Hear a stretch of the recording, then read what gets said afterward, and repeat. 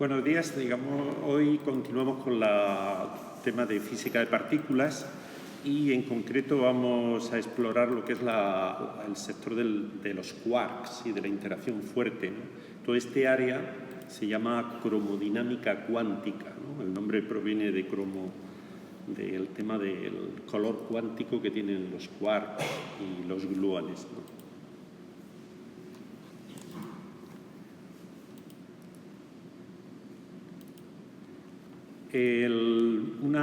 Un año de referencia en todo el mundo de la cromodinámica cuántica, el año 1964, fue un año muy productivo, se llama el año milagroso, ¿no?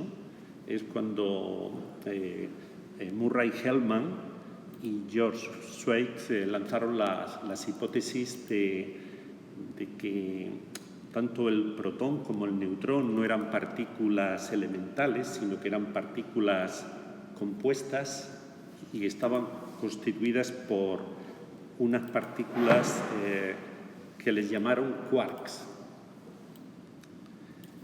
Además del área de cromodinámica cuántica que arranca en este año, también fue un año muy importante para todo el tema de las hipótesis y de las teorías del bosón de Higgs, que también Peter Higgs y otros hicieron la hipótesis de que había en el vacío cuántico había un campo que era el campo de Higgs y una partícula, el bosón de Higgs, que permeaba, ¿no? Y esto respaldaba todas las teorías de la interacción débil y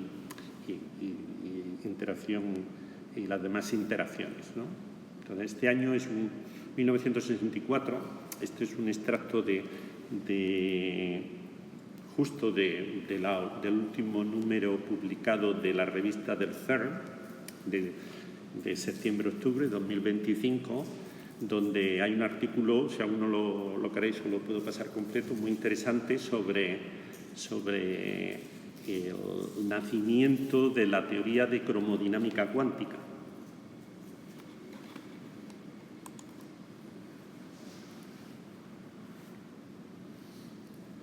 Para situarnos en lo que sería la tabla fundamental de partículas elementales, los quarks son los que tenemos en esta tabla de color morado, ¿de acuerdo?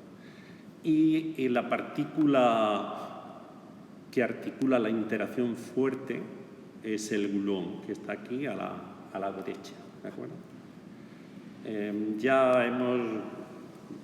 charlas anteriores vimos los otros sectores de las partículas elementales, ¿no? Estuvimos viendo los leptones, el electrón, el muón, el tau, hablamos sobre los neutrinos, también. Hemos hablado también de las partículas elementales que articulan la interacción electromagnética, como es el fotón, o las partículas sobre las que pivota la interacción débil, que son en realidad tres partículas, el bosón Z y los bosones W. Está el que tiene carga positiva y el que tiene carga negativa. Centrándonos en lo que son los quarks, al igual que las demás partículas elementales, es importante tener esta visión de las columnas. Cada columna tiene lo que sería una generación de partículas o un sabor, que también, digamos así, de forma amigable se habla del sabor, ¿no? Los quarks están organizados en esas tres familias o tres sabores. La materia ordinaria, digamos, la que nos rodea, la común, los átomos que tenemos alrededor, que están formados por núcleos, son núcleos que tienen protones y neutrones, se conforman a partir del primer sabor. Están constituidos por quarks up y down, ¿no?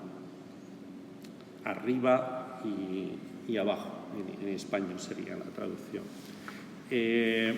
Hay varios temas muy importantes que hay que recalcar de las características que tienen los quarks. Por un lado, son fermiones, son partículas que tienen spin un medio, ¿de acuerdo? Igual que el electrón, igual que los neutrinos, ¿vale? El spin es muy importante, ¿no? El spin es una propiedad cuántica, discreta, cuantizada que tienen las partículas elementales. Gobierna muchísimo todas las interacciones elementales. Por otra parte, la carga eléctrica, muy especial en los quarks. Esto es lo que fue muy revolucionario en la propuesta que hizo Hellman y Schweitzer, es de los resultados que había en los aceleradores de partículas. Ahí se intuía un tema muy importante, y era que el protón y el neutrón no eran partículas elementales. Pero de todos esos resultados experimentales se veía que también para explicarlo hacía falta hacer una hipótesis, y es que la carga eléctrica tenía que ser fraccionaria, cuántica, pero fraccionaria, ¿no? El quark D con carga eléctrica menos un tercio y el up o quark U con más 2/3. Un tercio o 2/3 de la carga eléctrica del electrón, si lo tomamos como carga eléctrica de referencia, ¿no? Y esto es una propiedad muy curiosa, ¿no? Apareció otra propiedad cuántica que tienen los quarks y que no tienen las demás partículas, que es el color cuántico. ¿De acuerdo? El color cuántico se discretiza en 3 posibles valores para las partículas, que son RGB, ¿no? El rojo, verde y azul. Esto es llamémosle un argot, ¿no? Una forma no tiene que ver nada con el color visible, ¿vale? Es como resulta que esa propiedad intrínseca cuántica de esas partículas elementales podía tener 3 valores, el tema de un color discreto parecía muy interesante, y de hecho es lo que se utiliza, ¿no? Así pues, por ejemplo, cualquier quark puede ser rojo, o puede ser verde, o puede ser azul, ¿vale? Las siguientes familias ocurre también como en los leptones, las de segunda generación o tercera generación, son partículas que aparecen en los fenómenos de colisiones, en los aceleradores de partículas, pero tienen unos tiempos de vida media muy bajos, ¿de acuerdo? El quark charm o strange, que son encanto o rareza, y los muy masivos, los quark top y bottom, ¿no? Que son las traducciones, pues depende un poco. Por ejemplo, fijaos un detalle: el quark, el top, es la partícula elemental más pesada que existe. Su valor de masa en reposo es 173 gigaelectronvoltios. Esto viene a ser como la masa de un núcleo de oro, del átomo de oro. O sea, esta partícula elemental tiene una masa gigantesca. Tampoco es pequeña la del quark bottom, ¿vale? Por otra parte, las masas de las que constituyen la materia ordinaria, eso lo vamos a ver más en detalle, son unos valores relativamente bajos. Son partículas, digamos, relativamente ligeras, 2.3 megaelectronvoltios, ¿de acuerdo? O 4.8 quark down. la masa de un protón o de un neutrón está en 900 y pico megaelectronvoltios, ¿de acuerdo? Y ya veremos cómo se puede explicar la masa, cómo los constituyentes de un protón o un neutrón pueden generar al final una masa tan grande como es la de un protón o un neutrón. Entonces, centrándonos, esta es la parte de partículas elementales que es la familia de los quarks. Digamos, son 6, si nos olvidamos un poquito del color, o 3 por 6, ¿no? Digamos, habría que considerar, ¿no? Por otra parte está el gluón, que como partícula que media la interacción fuerte es un bosón, ¿no? Que tiene spin entero, spin 1. Si fijáis, las propiedades del gluón son muy parecidas a la del fotón, ¿no? Tiene spin entero 1, igual que el fotón, carga es una partícula neutra y masa en reposo 0, igual que la del fotón. Pero a su vez tiene también color, que es la diferencia. El gluón es un poco más complejo, ahora lo vemos, tiene color y anticolor. Estas partículas, y al igual que los leptones, estamos viendo el plano ordinario, digamos. Después tienen sus partículas reflejos, sus antipartículas. Lo mismo que el electrón, existe su antipartícula, el positrón o antielectrón, que lo que cambia es todos los parámetros son los mismos, spin, masa, etcétera, excepto la carga eléctrica, que en vez de -1 es +1, ¿no? El positrón o antielectrón. Pues bien, los quarks ocurre parecido. Los antiquarks tienen las mismas propiedades, excepto que la carga eléctrica es de signo contrario y tienen lo que es un anticolor. El tema del color es un poquito más complejo y el anticolor, porque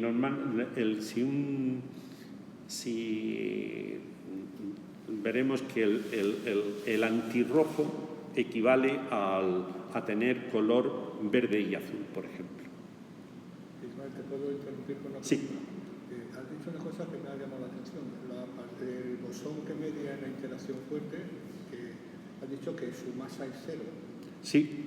Entonces, eso significaría que no puede estar en reposo, como el fotón. Exacto. Sin embargo, está confinado en el interior del núcleo, ¿no? Sí, hay un fenómeno de confinamiento, pero esa partícula se moverá a la velocidad de la luz. Claro. Igual que el fotón. Pero dentro del núcleo. Sí. Vale.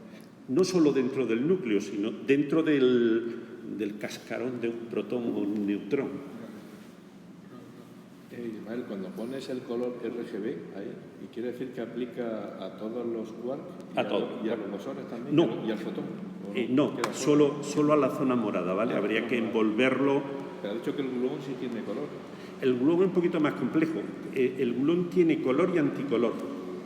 El fotón no. El fotón no. Las demás partículas se podría hacer una hipótesis de color como un poco bruta de decir, en realidad ellos no tienen esa propiedad cuántica, lo que se dicen es que son de color blanco, es como si tuvieran una mezcla de los 3 colores. Al final ya no es tan sencillo esto, ¿no? Ya no son tan partículas elementales. Si son veis, partículas, pero sí. elementales no. El conjunto tiene mala pinta. Esto ha costado, esta tabla es un éxito de la ciencia y es el resultado de podríamos decir, 100 años, ¿no? en el mundo de las partículas elementales. Y desde 2012, que es cuando se descubrió el último, que fue el bosón de Higgs, sigue estable ahí, ¿no? De todas formas, el bosón de Higgs se tenía la hipótesis de que tenía que existir ya desde ese año 1964 y Se completó experimentalmente la tabla en el año 2012 con el descubrimiento del bosón de Higgs en el CERN. Y esta tabla es el pilar fundamental de todo lo que es el modelo estándar de física de partículas y sigue muy, muy robusto y hay muchas teorías alternativas de que sí puede haber otras familias de partículas, superpartículas, pero todas esas teorías han ido cayendo. Digamos, lo que se mantiene muy sólido es esta estructura de tabla, que veis está organizada en leptones, quarks y bosones de interacción más el Higgs, y la familia de antipartículas correspondientes, que es como el espejo, ¿de acuerdo? Y hay una analogía o una correspondencia, ¿no?, entre esta estructura de partículas elementales y una estructura de grupo. No lo menciona realmente todo matemáticamente. De hecho,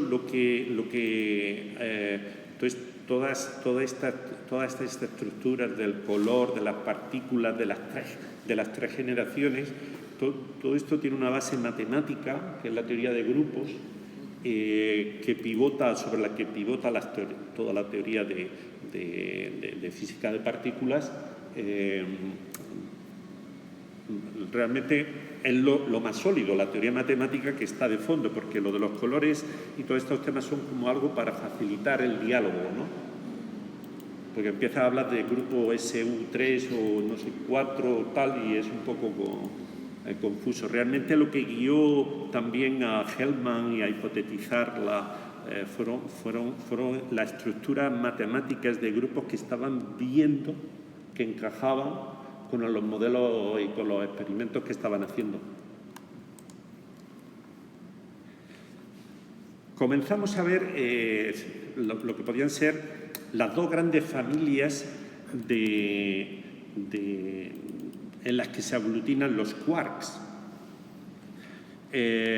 Por una parte están lo que se llaman bariones. Un barión es una partícula compuesta, para que nos centremos rápidamente, como es, por ejemplo, el protón o el neutrón, ¿de acuerdo?, que está compuesto por 3 quarks, ¿vale?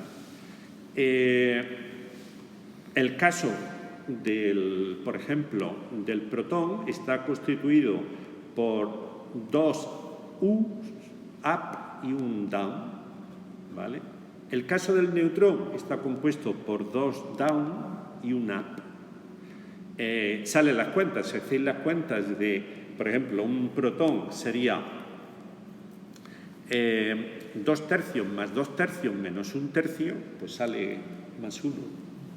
Nos han dicho que el quark up tiene una masa en reposo enorme. No muy pequeña. Up y down tienen 2 y pico y 4 megaelectronvoltios. El top es el que tiene una masa. El top es increíble la masa que tiene. Es la partícula elemental más pesada. Un poquito más que un núcleo del átomo de oro. Es una cosa... Lo que sí es cierto, esa masa es debida al bosón de Higgs, que luego el neutrón o el protón tiene más que la suma de... Se debe a los gluones. Sí, digamos. Al final, si veis, un barión está constituido. O la energía cinética que tienen los componentes. A la energía de interacción gluónica. Se debe a la interacción fuerte, a la energía de esa interacción fuerte. Porque sabéis esa equivalencia que hay entre masa y energía, ¿no? Esa energía también tiene un equivalente en masa, ¿no? Entonces, un protón, un neutrón, son un barión, que hay muchísimo, hay cientos. Eso se entiende, pero la masa del top, el top es una partícula elemental. No tiene gluones. Bueno, el top es una partícula elemental, ¿cierto? No tiene gluones. ¿De dónde viene esa masa? En principio por la interacción con el campo de Higgs. Digamos, estas masas que están en la tabla... Son las de la interacción con Higgs. Sí. Y luego aparte está lo otro. Para ir viendo un poquito más completo, porque esta sí que vale la pena entenderla un poco. Por ejemplo, un barión, los más conocidos, el protón y el neutrón. ¿Qué es lo que tienen? tienen 3 quarks. Aquí también otra cosa importante, 3 quarks que en principio cada uno tiene un color diferente, ¿de acuerdo? Porque el protón y el neutrón, globalmente hablando, son de color blanco, digamos, no tienen color como propiedad emergente. Y por otra parte, estos quarks interaccionan entre sí a través de gluones, de muchos gluones, ¿no? Y esto es un barión, ¿de acuerdo? La partícula espejo, que también lo hay, que es un antibarión, por ejemplo, del protón, el antiprotón, ¿de qué está hecho? Pues de 3 antiquarks. Digamos, se aplica aquí la función espejo o la de función digamos, de pasar de materia a antimateria, que en el caso de los quarks hay que hacer la operación también, no solo de la carga eléctrica, sino también del color cuántico, y entonces nos sale lo que sería un antiprotón, ¿vale? Y estaría compuesto por 3 antiquarks, ¿de acuerdo? Y gluones que interaccionan. Están relacionados la carga y el color, ¿no? O sea, no puede existir, bueno, no puede existir una partícula que tenga la carga eléctrica opuesta, pero el color el mismo. Eso no existe en la naturaleza. Bueno, hay los gluones, o los blue, que se llaman. Los gluones son un poquito especiales. Después vemos a lo mejor. No, me refiero que no puede existir un barión en el cual solamente haya cambiado la carga y no el color, sino si cambia la carga también el color. ¿Me explico? O sea que un antibarión tiene carga eléctrica opuesta y carga de color opuesto. Claro. Pero no puede haber un barión que tenga una carga eléctrica opuesta y el mismo color. En principio no, por los mismos constituyentes. Están relacionados. Sí. Después veremos que hay variones, hay un montón y puede haber muchas combinaciones. Después otra cuestión, lo que estamos hablando, el protón, el neutrón, estos quarks son de la primera familia, del primer sabor, pero hay variones que mezclan sabores. Tienen algún, por ejemplo, pues pueden tener algún quark de otra generación, pueden tener uno con encanto, o extraño, etcétera, ¿no? Hay otras partículas que aglutinan los quarks, que también son muy importantes, que son los mesones. Los mesones están constituidas por un quark y un antiquark, y gluones que los mantienen unidos. Si veis, pues los bariones son partículas compuestas de 3 y los mesones son partículas compuestas de 2. Claro, si hay un poco, matemáticamente se va viendo que hay como una especie de matemática ahí de grupos y demás muy, muy potente debajo. Y el conjunto de los dos grupos son los hadrones en general. Exacto, se llaman hadrones a las partículas que aglutinan los quarks. Y lo que domina, sobre la partícula elemental que pivota la interacción fuerte son esa partícula especial, los gluones. Bien, los gluones puede haber 8 diferentes, en base a que articulen la interacción de una pareja de quarks de distintos colores, ¿no? Y son estos que están aquí. Rompe un poco la intuición porque uno espera, dice, bueno, pues un quark, si tiene color y anticolor, pues lo primero que se te ocurre es, bueno, pues rojo y antiverde, ¿no? Verde y antirrojo, rojo y antiazul, así empieza a hacer estas combinaciones, son las naturales, ¿verdad? Pero hay unas que no son posibles, que son rojo y antirrojo. ¿Y esto por qué? Porque esa combinación daría color blanco, digamos, no habría ni carga ni anticarga de color. Y estas combinaciones están prohibidas. Esta tampoco, que hay aquí. Y sin embargo se dan estas dos que son como una combinación, superposición de estados. De tal modo que hay en realidad 8 posibles gluones, que son los que están aquí en esta referencia. Estos que serían como más naturales, que casi los podríamos deducir, pero estos que son más matemáticos, ¿de acuerdo? Si veis Por una parte estás diciendo que el rojo y el antirrojo no existe, pero en cambio aquí lo estás metiendo como valor. Pero en combinación lineal con un verde antiverde. Pero entonces sí que existe. No, en aislado no. Estaba superpuesto esto. Solo existe la superposición. Y ahora vamos a ver un poquito que es más complejo. Si veis aquí este dibujo conviene recordarlo. Bueno, porque podría representar un protón o un neutrón. Si veis, no le han puesto un color exacto. ¿Por qué? Pues porque si tuviéramos un protón y decimos, recordáis que el protón tiene 2 up y un down, ¿no? O sea, que tiene uno característico, el quark down. Le decimos, bueno, pues si tengo un down rojo, ese sería un protón rojo, ¿no? Le podríamos decir, ese es el protón rojo, o ese es el protón azul, o ese es el protón verde. Ahora lo vemos, cuál es la función de onda. En realidad, el protón o el neutrón, el estado que lo representa es una superposición lineal de distintos estados, de tal forma que los quark componentes al final están los 3. Ahora lo vemos. El tema es la estructura matemática de grupos que soporta estas configuraciones, que se llama SU3. ¿Y los piones qué eran? ¿Los piones? Los piones son mesones. Y ahora lo vemos, vamos a ver un ejemplos.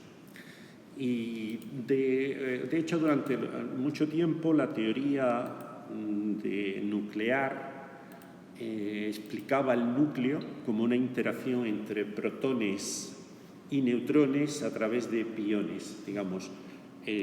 Hay una forma de explicar también el núcleo atómico a un nivel superior, un nivel jerárquico superior, en el cual las partículas que participan son los protones, los neutrones y los piones. Digamos, sería una interacción entre bariones y mesones. Pero la teoría más completa explica todo a través de quarks y gluones. La interacción fuerte es muy especial. Realmente la teoría de cromodinámica cuántica es una teoría muy avanzada, muy sofisticada, ¿no? Tiene unas características completamente, yo diría, poco intuitivas, ¿no? De hecho, la única forma de entenderlo así más intuitivo es como considerar que es como una especie, se llama el muelle, como un muelle hadrónico, ¿no? Un muelle, vosotros sabéis, si tienes un muelle que está sujetando los dos extremos y empiezas a tirar, cada vez es más difícil, ¿no? Como si cada vez hubiera una fuerza que mayor, más difícil, llega a un punto que incluso casi un muelle no lo puedes abrir más, ¿no? Y por otra parte, si lo relajas y te vas a una zona muy cómoda donde no hay tensión del muelle, pues casi no hay fuerza, ¿no? Entonces, se están moviendo a velocidades. Entonces, esta es la forma intuitiva de ver la interacción fuerte. Es que prácticamente a distancias muy cortas, como lo que sería la distancia del tamaño de un protón o de un neutrón, la fuerza tiende a cero, ¿vale? Este diagrama... A esa gráfica le falta un trozo, ¿no?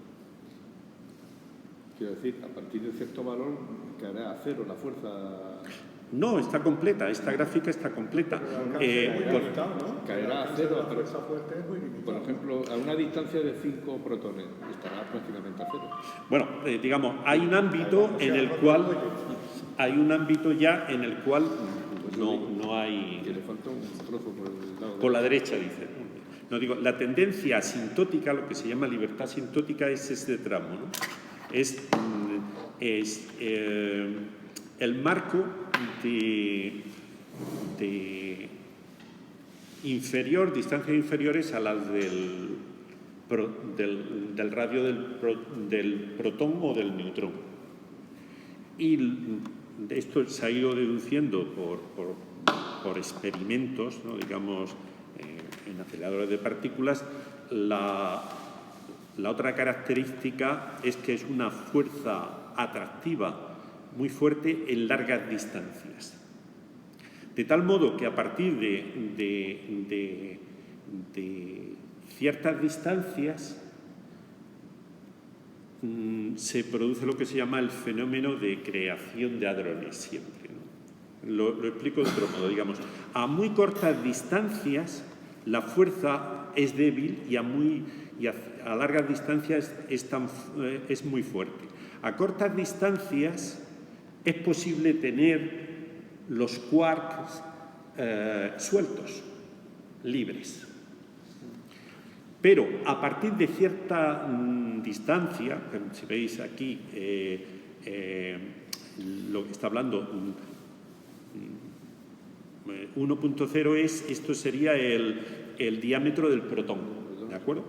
A partir de cierta distancia va aumentando, es tan fuerte la fuerza que no permite que los quarks estén sueltos.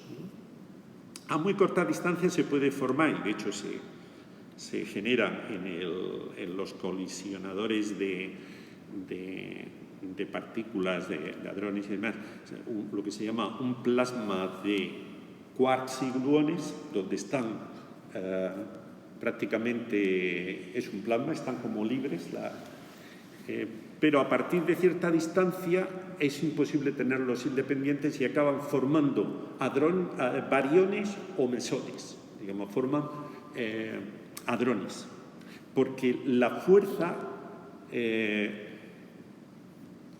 gana tanta intensidad que no permite que se separen. ¿Y esta misma fuerza, que es la que mantiene los quarks confinados, es la misma que mantiene a los protones y a los neutrones confinados en el núcleo? Sí, se puede explicar. O sea, que rebasa, por así decirlo, su alcance, el diámetro, digamos, de un... Sí, se puede, digamos, toda la interacción nuclear se puede explicar a través de interacciones de gluones. Quiero decir que, claro, que es lo que mantiene unidos a dos protones en el núcleo, que además se están repeliendo. Es interacción fuerte, la interacción fuerte, ¿no? o la interacción posible de neutrón con neutrón o de protón con neutrón. Son interacción fuerte y pivota sobre gluones, intercambio de gluones. Es de la misma naturaleza que... Sí, sí. Lo que ocurre es que cuando utilizas cromodinámica cuántica, las partículas que interaccionan son quarks. Quarks del protón, quarks del neutrón. Entre ellos intercambian gluones. Y con eso otra forma de explicar esta fenomenología es la siguiente. Por las características que tiene la interacción fuerte en los núcleos, ocurre que, por ejemplo, un núcleo de helio, que tiene dos protones y dos neutrones, ¿no? Es un núcleo, de hecho, es el que tiene pues como una fuerza, es un núcleo muy sólido, uno de los núcleos más sólidos que existen. ¿Por qué? Pues porque como son poquitos protones y poquitos neutrones y pueden estar muy cerquita unos de otros, los gluones bañan ahí la interacción y la mantienen. Pero si te vas a un núcleo muy grande, como puede ser un núcleo de uranio, la interacción se produce entre los nucleones más próximos y no hay una fuerza que aglutine tan contundentemente todos los nucleones, ¿no? Y de hecho se favorece fenómenos de fisión nuclear, ¿no? Por ejemplo. Pero incluso en núcleos mucho más pequeños, como el isótopo del hidrógeno, el tritio, que es un protón y dos neutrones, es inestable ese núcleo. Es radiactivo, ¿no? Sí, pero bueno, no me sé los tiempos del deuterio, del tritio. Pero bueno, ahí es un ejemplo también de que domina la interacción fuerte. Otro tema ya es también, normalmente la interacción fuerte pues facilita lo que se llaman núcleos simétricos y tal, y algunos núcleos son inestables, hay otros que son estables, otros que son inestables y demás, ¿no? Lo importante de la interacción fuerte es esta característica dual y que es un poco diferente de las demás interacciones, como puede ser, por ejemplo, la interacción electromagnética, ¿no? Y por intentar comprender un poco esto, que es complicado, tú tienes dos quarks que tienden a atraerse. Si los separas mucho, no se atraen, están cada uno por ahí sueltos, digamos. Pero si los juntas, se atraen. Quiero decir, los gluones están si los juntas asociados... están libres, es al revés. No, o sea, los quarks se unen con los gluones, ¿no? Se unen con gluones. Los gluones articulan sí, esa pero ahí están libres, están moviendo. Pero si los separan mucho, los gluones no actúan.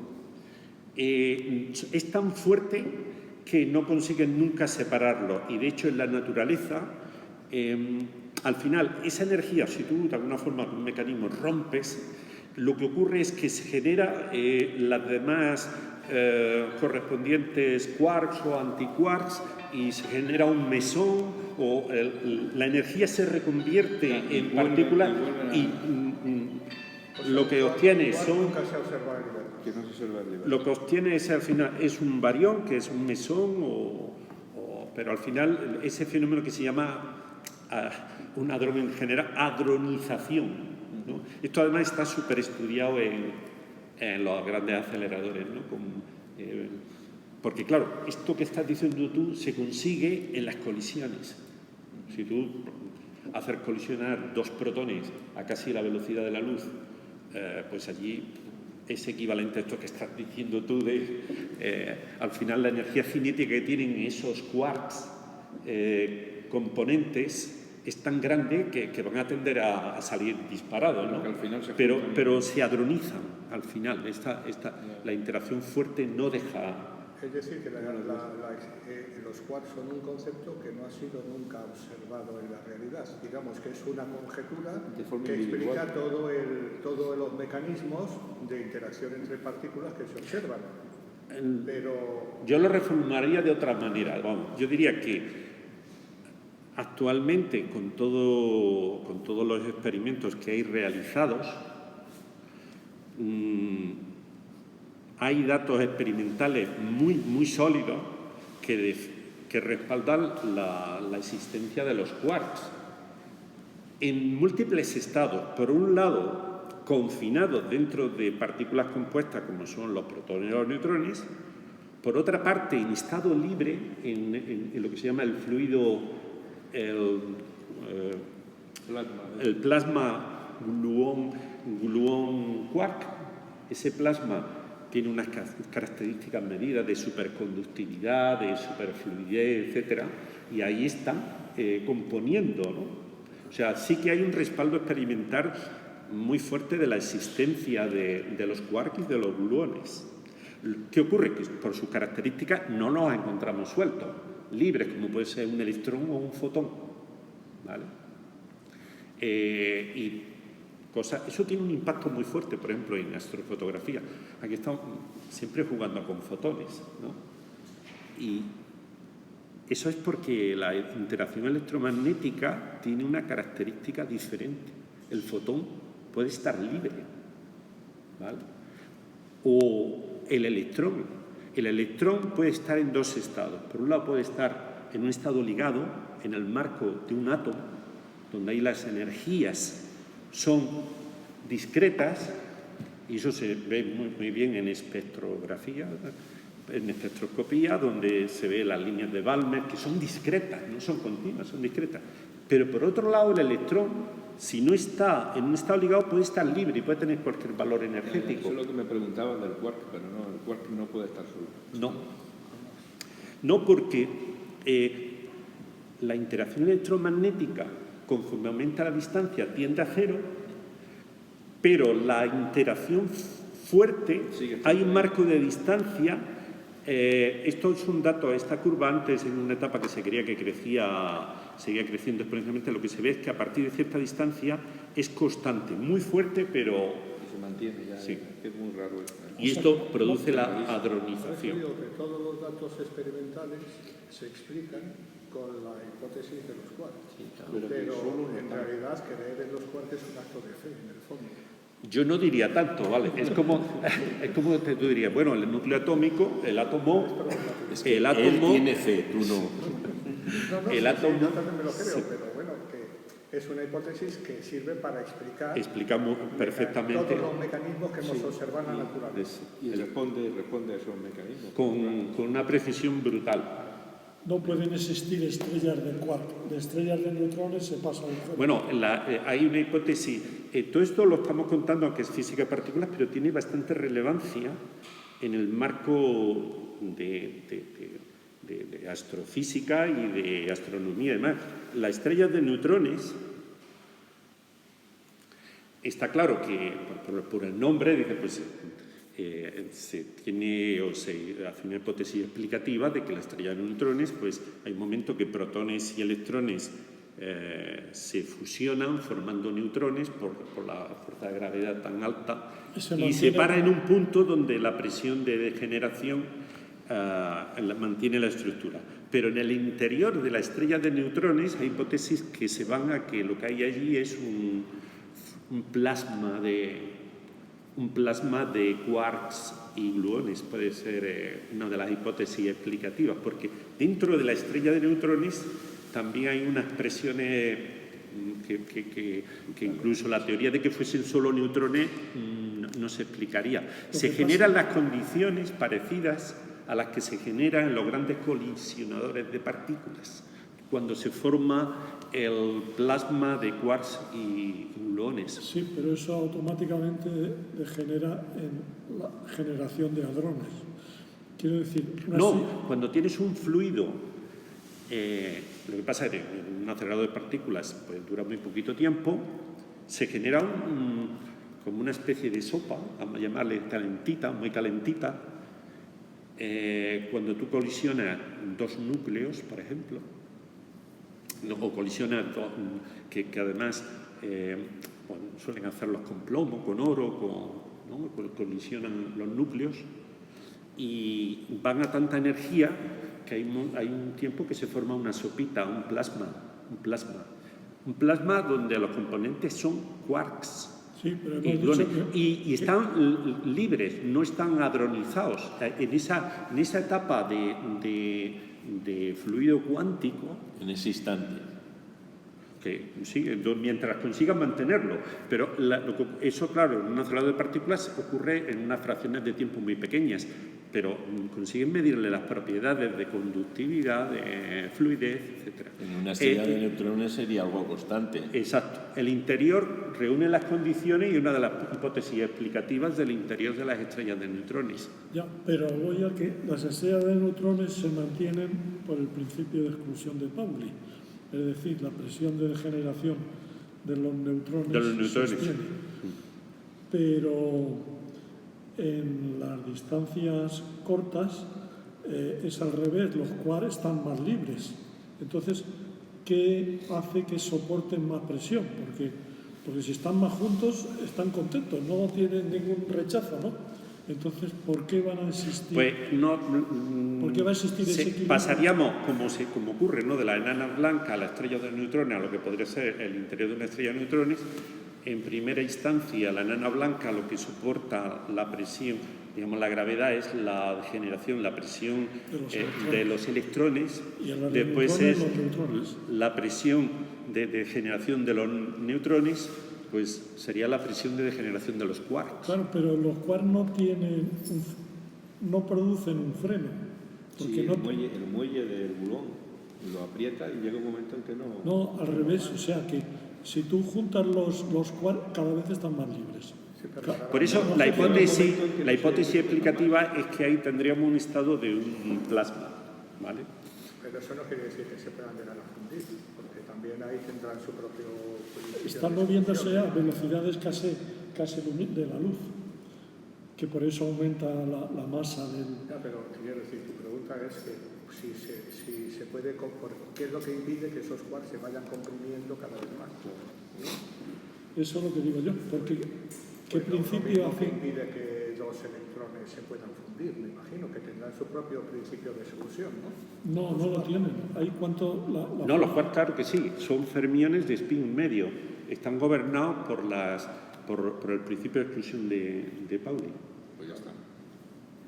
Lo mismo, es un spin medio, son fermiones. ¿De acuerdo? Eso no lo entiendo. O sea, sí, tienen un spin. El principio de exclusión de Pauli, digamos, eso lo hipotizó primero para los electrones, pero se aplica a cualquier partícula de spin fraccionario.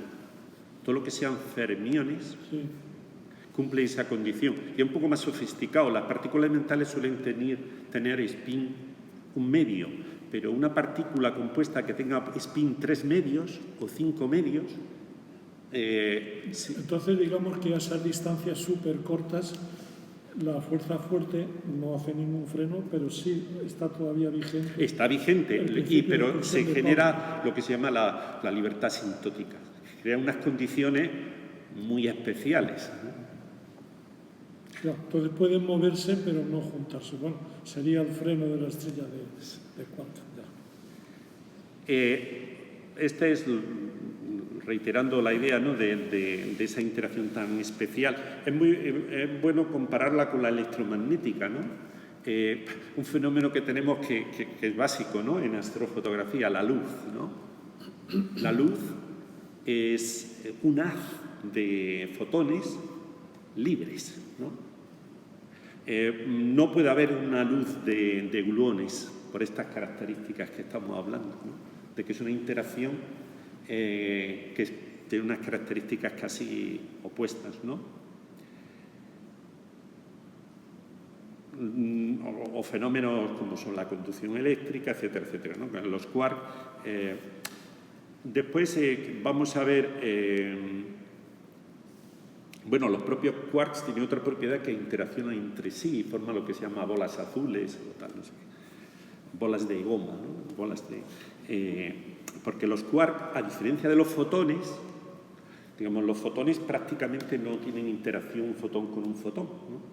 El láser, la luz que vemos de las estrellas, gracias a esa propiedad de que los fotones no interaccionan entre ellos. Los gluones interaccionan entre ellos y por eso no se pueden transmitir largas distancias, no se puede formar un haz de gluones, ¿no? Después vamos a ver algunos diagramas, pero tampoco esto es un poquito de... Por ejemplo, esta es la interacción básica de lo que ocurre... ¿Esos son diagramas de Feynman? Sí. Este es uno virtual, un diagrama virtual, y estos serían diagramas de Feynman más físicos. ¿Qué es lo que normalmente se dibuja cuando se dice que esto es un quark verde, esto es un quark azul, interaccionan entre ellos a través del intercambio de gluones y normalmente hay una conmutación de color. ¿Cómo se entiende mejor, con mayor precisión? Es lo que está aquí. En realidad, este diagrama es una superposición lineal de otros dos, en el cual está un gluón azul antiverde y en la otra interacción hay un gluón verde antiazul, ¿de acuerdo? Para no meternos tampoco porque lo importante es entender cualitativamente la fenomenología, solamente quería, pues esto, cuando dibujamos un diagrama donde pintamos un gluoncito, en realidad pues son diagramas un poquito más complejos. Un caso interesante es el protón. Además, un caso yo creo que muy bonito, ¿no? El protón, porque el protón sí que estamos muy familiarizados, ¿no? Articula todo lo que es la materia ordinaria, ¿no? De hecho, sabéis que en base al número de protones que tiene un núcleo, pues sabemos que es hidrógeno, que es helio, que es litio, que es uranio, que es plata, que es oro, ¿no? El número atómico. El número de protones es un dato muy importante, pero ¿qué es un protón, no? Entonces, desde el punto de vista, en la teoría de cromodinámica cuántica se explica bastante bien, ¿no? Es un objeto compuesto. Esto también es una cosa bastante revolucionaria, ¿no? Había varias décadas de toda la teoría cuántica. Fue ya en los años 50 y 60 cuando se empezó a ver que eran partículas compuestas, ¿no? Que no eran partículas elementales, ¿no? El protón y el neutrón. Entonces, su función de onda es una función de onda que tiene como varias componentes, ¿no? La función de onda de una partícula pues es lo que representa todas sus propiedades cuánticas, su comportamiento y demás, ¿no? La función de onda de un protón está claro que debe ser una composición de las funciones de onda de los quarks y los gluones al final que tiene dentro, ¿no? Y tiene un poco como esta estructura, ¿no? Esto de teoría cuántica de campos, ¿no?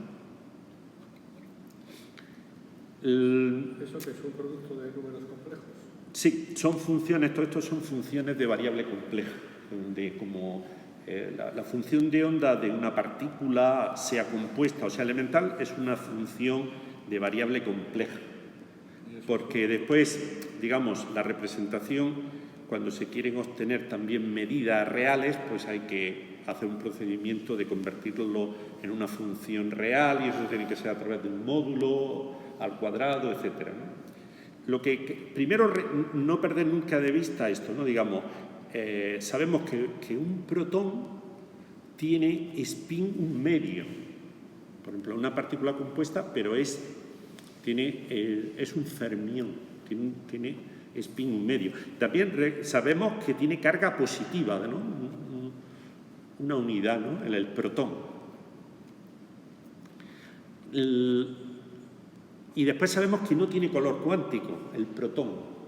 Digamos, ya podemos así en argot decir que es de color blanco. ¿De acuerdo?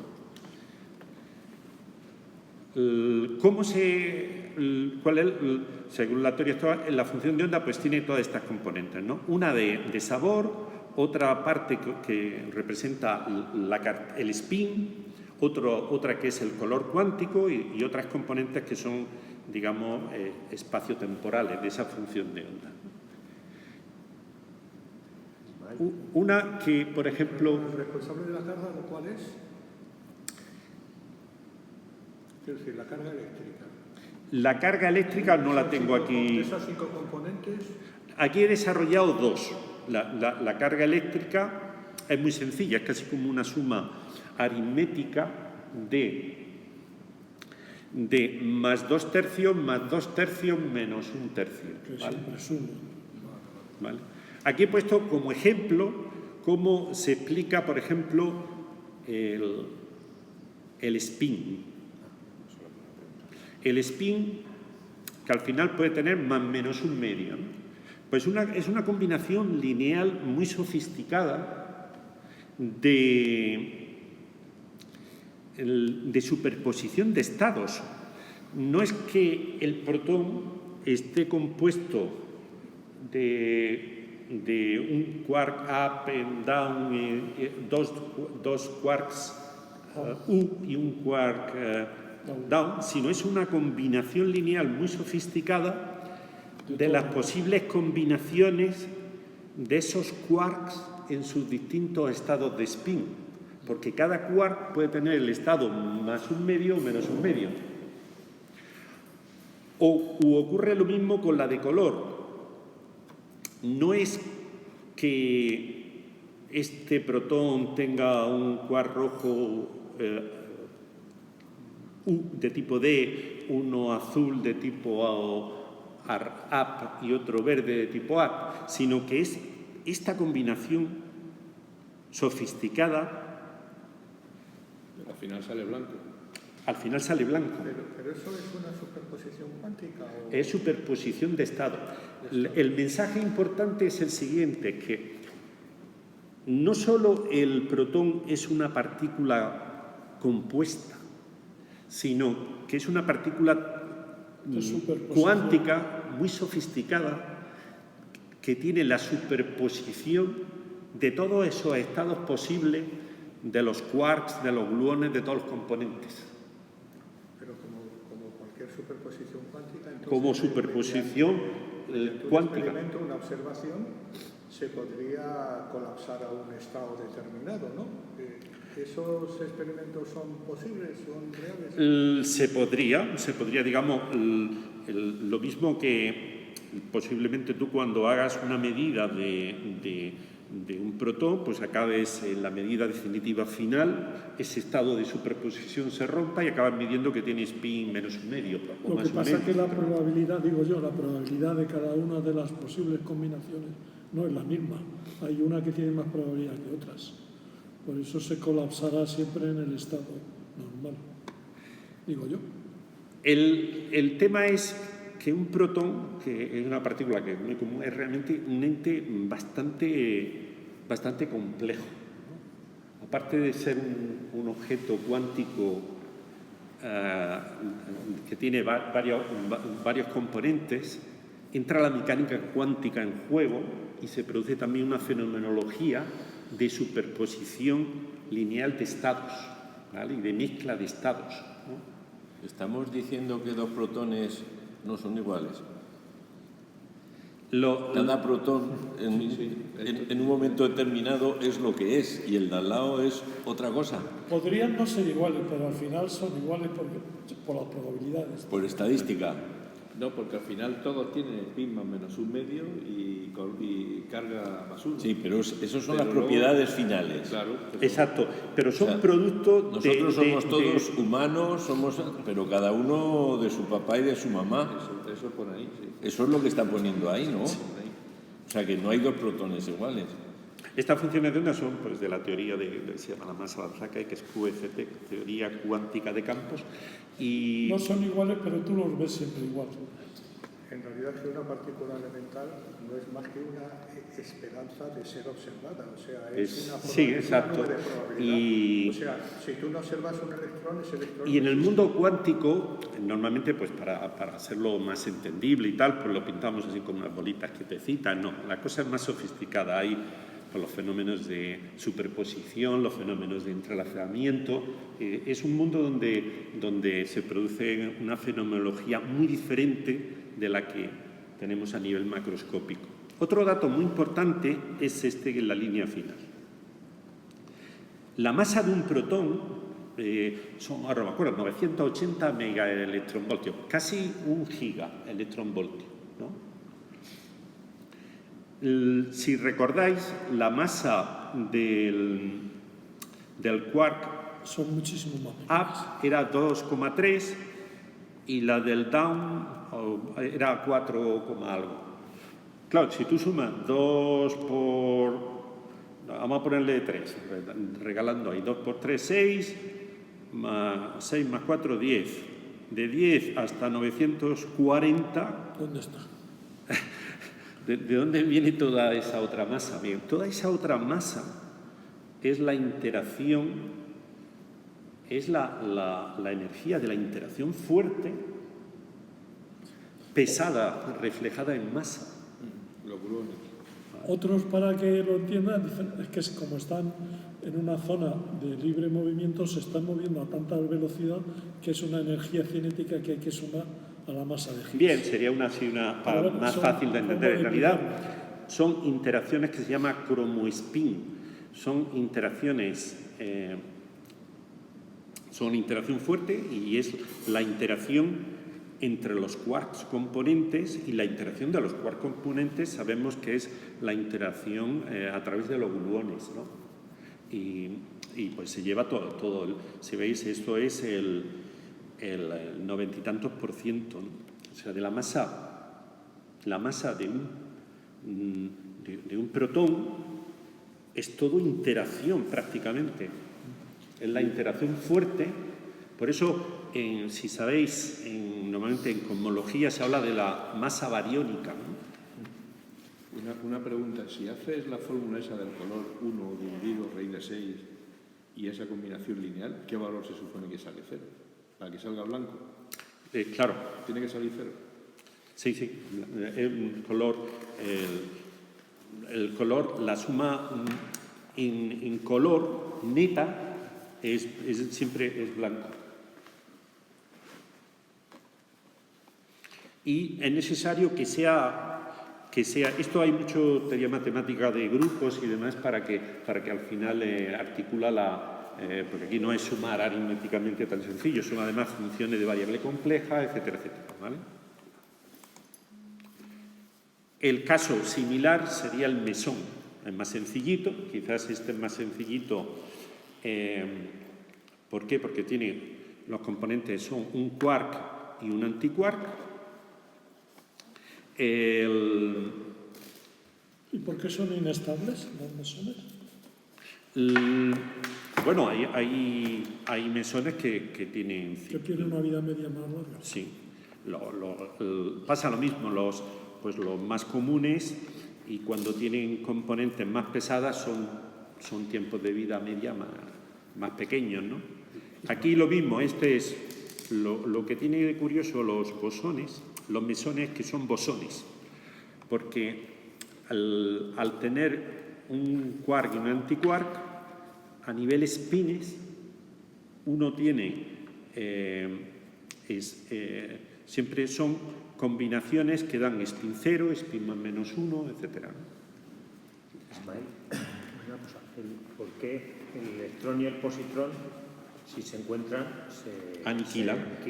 ¿Y por qué el quark y el antiquark no se aniquilan? Una buena pregunta. Al final es la característica de la interacción fuerte la que los mantiene ahí, digamos, vivos dentro del marco de un mesón, por ejemplo. Después, este quark y este antiquark no tienen que ser el mismo, ¿no? Y, por ejemplo, comento tú, el pión, por ejemplo, hay uno que es por ejemplo, el mesón phi. Este pues es relativamente sencillo. Sus componentes son un quark extraño y un antiquark extraño. Pero el que es muy común, que gobierna la interacción también está ahí, participa mucho de la interacción entre protones y neutrones, que es el pión. Él es también una combinación lineal como de dos pseudomesones, ¿no?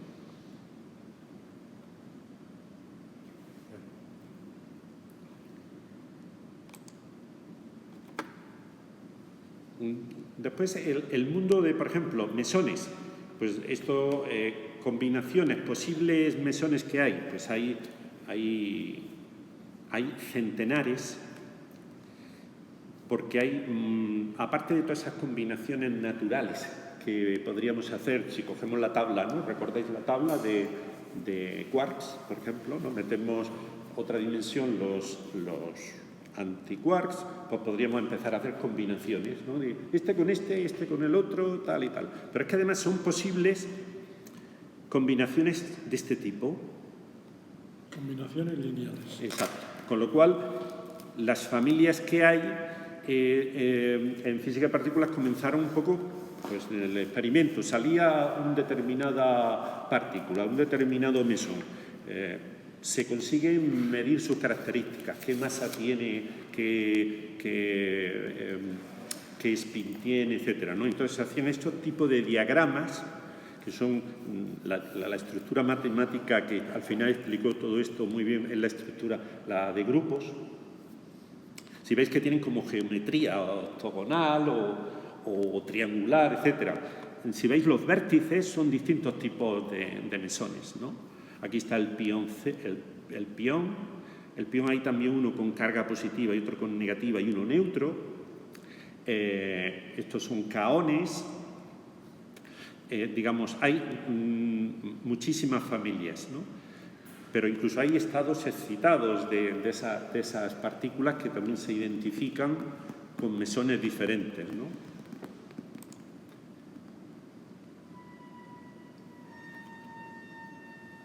En el caso de los bariones, mirad la última línea, pues puede haberlo, como sabéis, de carga positiva, de carga neutra, como es el neutrón, o incluso cuando tú sustituyes un determinado componente, en vez de un neutrón, pues tienes una partícula que se llama un hiperón, donde un quark down se sustituye por un strange.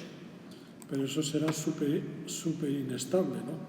Todo ese tipo de partículas, cuando empiezan a entrar componentes de los quarks, que en sí son también inestables, si recordáis, la que era estable es la primera familia, el primer sabor, pues las vidas medias son muy pequeñas. Hay un parámetro que se llama factor de extrañeza en todo este tipo de partículas. Correcto. Viene a decir más o menos cuántos quarks son extraños, o podríamos decir lo mismo de encanto o todavía de la tercera familia. Digamos, es cuánto si son sabores de la primera columna, son, digamos, la materia ordinaria, y después cuando metes segundo sabor o tercer sabor... En general se dice factor de extrañeza. Sí, pero es que además hay unos números cuánticos, aparte de todos los que hemos hablado, como son en las interacciones elementales, se conservan muchos números cuánticos. Por ejemplo, uno que se conserva es la extrañeza, y en las interacciones, de tal forma que no se pierde, digamos, extrañeza, en el sentido de que si entra un determinado quark o un determinado mesón o un determinado barión que tiene quarks de tipo extraño, al final, aunque salgan mesones y bariones diferentes, el número total de extrañeza se va a conservar, ¿no? Este otro tipo de diagramas correspondientes a los bariones, que también hay cientos de ellos. ¿Todos los detalles los terminaron en los años 60? No. Ha habido cosas relacionadas con el quark top in bottom, se descubrieron mucho más tarde. Por ejemplo, el quark top se hipotetizaba que tenía que existir, claro, pero se descubrió en el CERN, no sé si fue pues en el 1900 y mucho ya, cerca de este siglo. Pero bueno, en teoría estaban ya planteados, ¿no? Aunque no se hubiesen descubierto, ¿no? Como igual que el bosón de Higgs, ¿no? Exacto, pero se tardaron varias décadas. Me tengo que ir. Gracias, Ismael. Nada, ya estamos terminando. Solamente comentar que la interacción fuerte y la estructura de quarks se han descubierto relativamente recientemente lo que se llaman tetraquarks o pentaquarks. Digamos, estas combinaciones son factibles según la cromodinámica cuántica.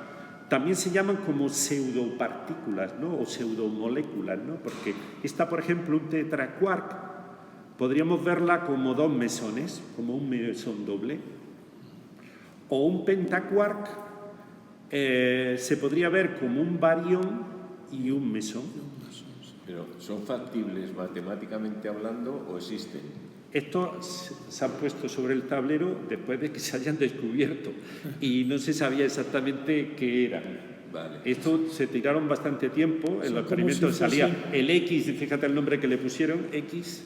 Como si fuesen dos células que se les hace. Sí, X4274, este era X con 4,2 gigaelectronvoltios y no sabemos lo que es, ¿no? Y después pues ya dijeron, bueno, fueron hipotetizando y lo que vieron es que la interacción fuerte permitía, aunque no duran mucho tiempo, lo que se llaman moléculas hadrónicas, que son estos tetraquarks o pentaquarks, ¿no? ¿Y las alubias blancas ahí qué son? Esto es, no, bueno, es una imagen de cuál podría ser, qué ocurre cuando colisionan dos bariones a alta velocidad, que al final es un montón de quarks y gluones. Entonces se forma un plasma muy especial, ¿no? Muy especial, que podría tener bastante relevancia en astrofísica o en la forma de entender el universo, ¿no? O en etapas iniciales del Big Bang, ¿no? Porque cuando se produce esa colisión, ahí gobierna esa propiedad de la interacción fuerte de la libertad asintótica y es un superfluido, es como un líquido perfecto, es superconductor. Es lo que se cree que puede ser el interior de la estrella de neutrones. El combustible de la nave de Star Trek debe estar hecho de eso. Después, claro, empiezan pues también se producen, esto se hace en los aceleradores de partículas, pero casi en los primeros sitios donde se empezaron a detectar partículas muy raritas fue por las interacciones de los rayos cósmicos, ¿vale? Entonces, se forman cascadas de partículas, se miden sus características y algunas no cuadraban, ¿no? Y ahora lo que hacen es que, bueno, todo esto se puede reproducir en los aceleradores. Por ejemplo, esto es una curiosidad, es una noticia de finales del año pasado, de antimateria, esto por ejemplo de hiperhelio, ¿no? Eso es no hiperhelio, sino antihiperhelio, que esto sería un núcleo que estaría formado por dos antiprotones, un antineutrón y en vez de y un antihiperón, ¿no? Que es uno que tiene extrañeza, que tiene quarks. ¿Cómo al final se hipotetiza todo esto? Porque al final a esta partícula se le miden sus propiedades de carga eléctrica, de spin, de masa y prácticamente la única forma de explicarla, y se explica coherentemente porque no solamente se mide esa etapa de la partícula, sino en que al final se desintegra y se explica todas esas características, ¿no? Esto sería un núcleo de antimateria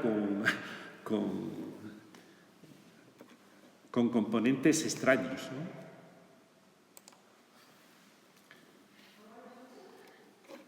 Si recordáis, también cuando vimos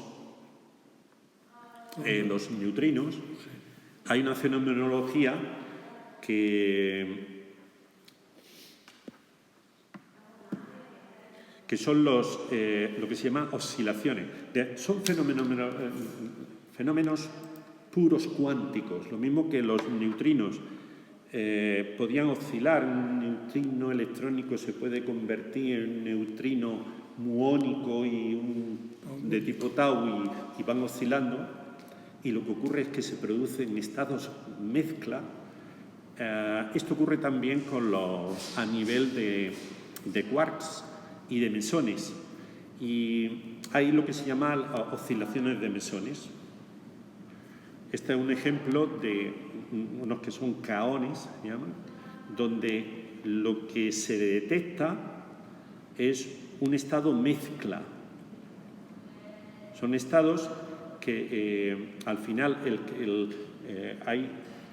se parte a lo mejor en un experimento se crea un haz de mesones de tipo K0 y se va midiendo en distintas etapas de ese haz. Y al final se acaban midiendo de K anti-0, ¿no? Que tiene unos componentes diferentes. Y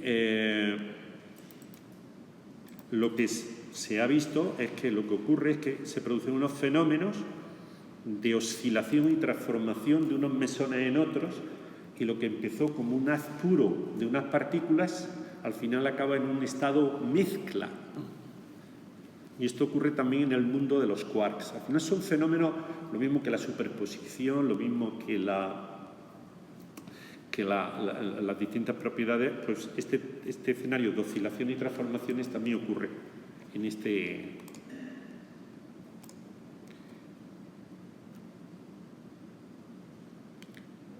Si queréis, lo dejamos aquí.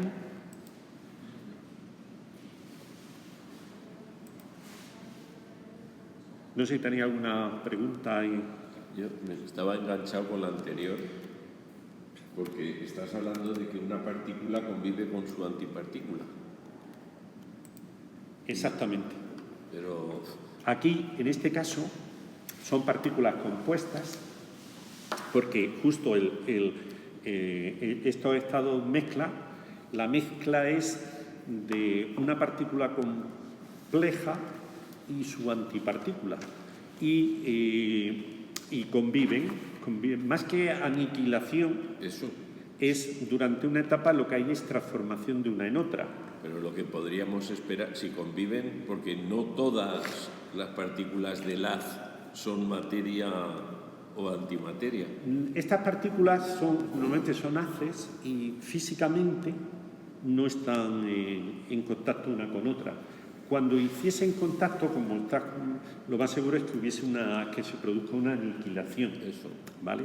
Son haces que también duran unos tiempos, aquí están los tiempos medios. 9 por 10 elevado a menos 11 segundos, 5 por 10 elevado a menos 8 segundos. Son unos tiempos Cortitos. pequeñitos. Sí, sí. Pero conviven en una etapa que se forma esa fenomenología cuántica de mezcla, ¿no?, de estados.